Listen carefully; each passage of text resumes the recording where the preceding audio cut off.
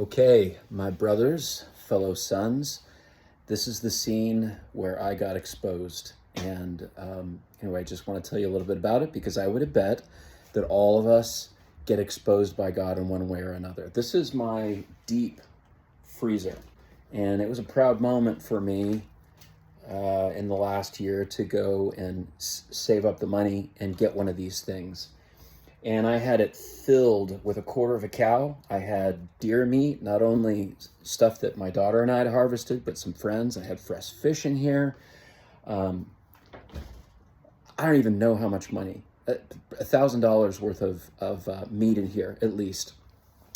And I've been saving it, and I purchased this in the event that there's no food at the grocery stores, or the price of meat continues to go up, right? So it's a reflex of mine to protect me and my family. It's not a bad thing. It's not a bad thing. I know a lot of people are doing it. But I came down here last week on Monday. I had a day filled with stuff to do in preparation for the First Bloom father-daughter adventure. And when I come downstairs, I hear a beeping in the garage. And I came out here and I looked around the garage and I could not see what the heck is making that noise. And I went to kind of the usual suspects, nothing. Now, I had heard this noise the night before, and Heather and I both walked in the garage to look and see what it was. We couldn't figure out what it was. It was this brand new deep freezer. The thing was cracked. And when I finally looked at it, everything was melting. There's blood all over the floor, blood all over the inside of the freezer. I had blueberries that had melted, and that is a total mess. And there was my entire day. I spent the rest of the day trying to figure out how to salvage, I don't even know, 50 pounds of meat or something like that. So I browned 16 pounds of beef, to make, various kinds of food. I made bean broth. I cooked a bunch of sausage. I did all that I could to salvage as much as I could, but sadly, tons of it went into the trash can. And I was so pissed from the very first thing in the morning.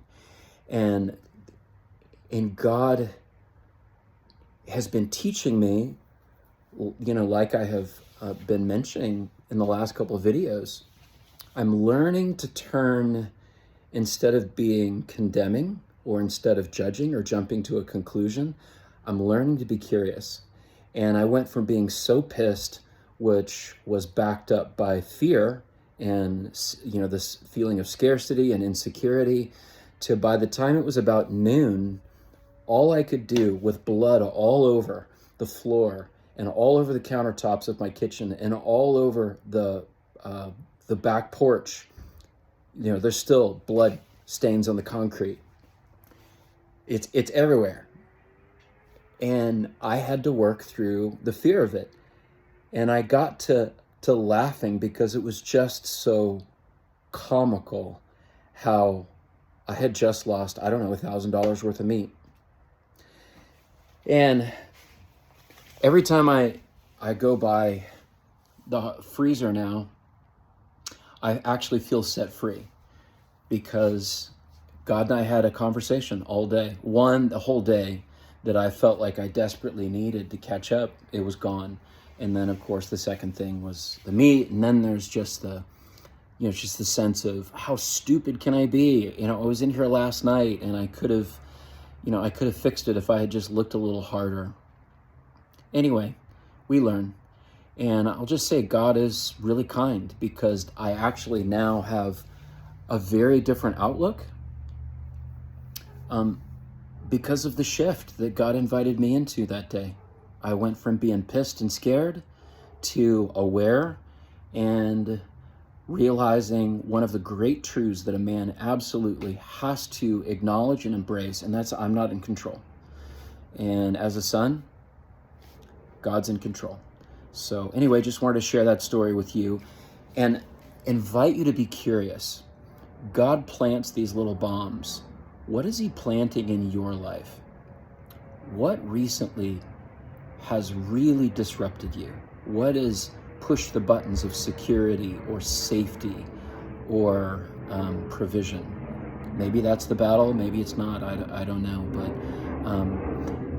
I invite you to be curious about it instead of heaping the shame and condemnation upon yourself or embracing it with fear or just trying to immediately fix it. Before you try and fix it, just be curious. All right, take care.